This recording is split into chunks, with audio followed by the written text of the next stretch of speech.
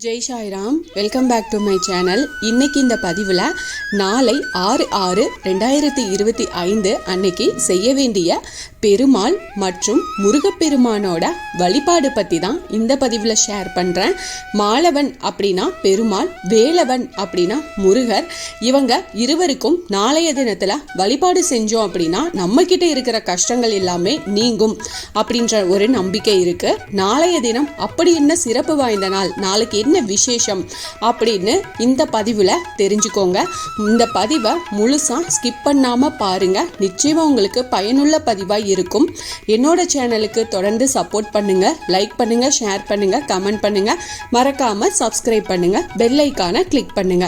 பெருமாளின் மருமகன் முருகப்பெருமான். நாளைய தினம் இவங்க இருவரையும் ஒரு சேர வணங்க ஒரு நல்ல வாய்ப்பு நமக்கு கிடைச்சிருக்கு.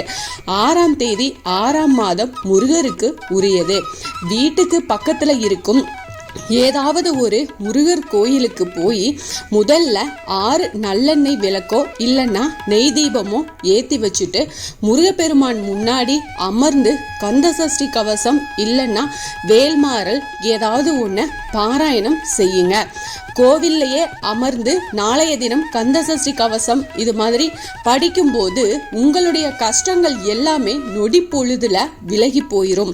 நாளைய தினம் வெள்ளிக்கிழமையோடு சேர்ந்து வந்திருக்கும் சித்திரை நட்சத்திரம் முருகப்பெருமான வழிபாடு செய்ய மிக மிக உகந்த நட்சத்திரமாக இருக்கு.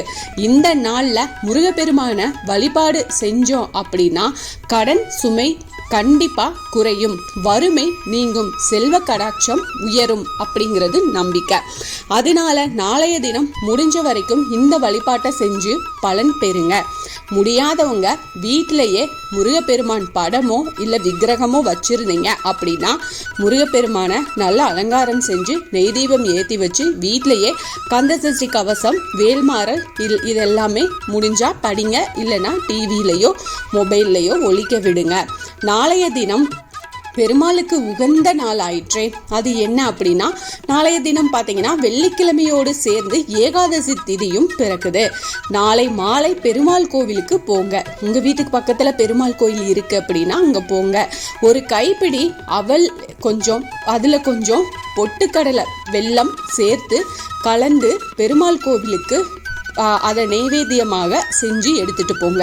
பெருமாளையும் தாயாரையும் மனமுருகி வழிபாடு செஞ்சதுக்கு அப்புறம் அந்த பிரசாதத்தை வாங்கி கோவிலுக்கு வரும் பக்தர்களுக்கு உங்க கையால தானமா கொடுத்துட்டு வாங்க. வெள்ளிக்கிழமையோடு சேர்ந்து வரும் ஏகாதசி திதியில அவள் தானம் செஞ்சோம் அப்படின்னா நமக்கு கோடான கோடி புண்ணியமும் கிடைக்கும், நல்ல வருமானமும் கிடைக்கும்.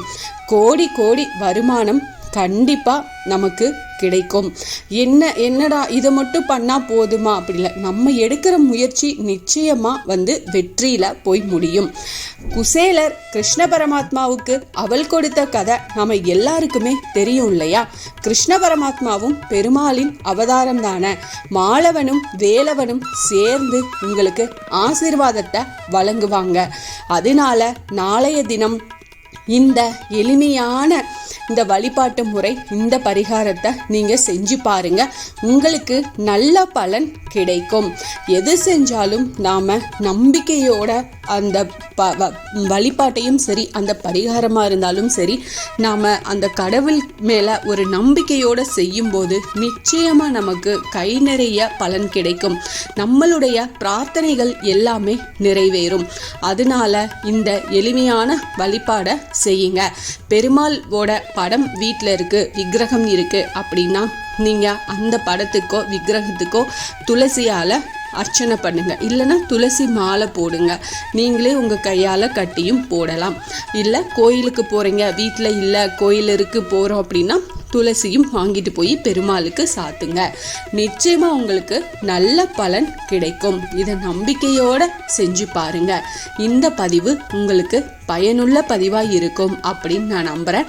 இதில் ஏதாவது சந்தேகம் இருக்குது அப்படின்னா எனக்கு கமெண்ட்டில் கேளுங்க, நான் கண்டிப்பாக பதில் சொல்கிறேன்.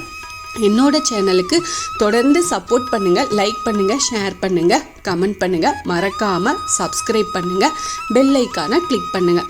இதுபோல் எனக்கு தெரிஞ்ச ஆன்மீக பதிவுகளை உங்ககிட்ட நான் ஷேர் பண்ணுறேன்.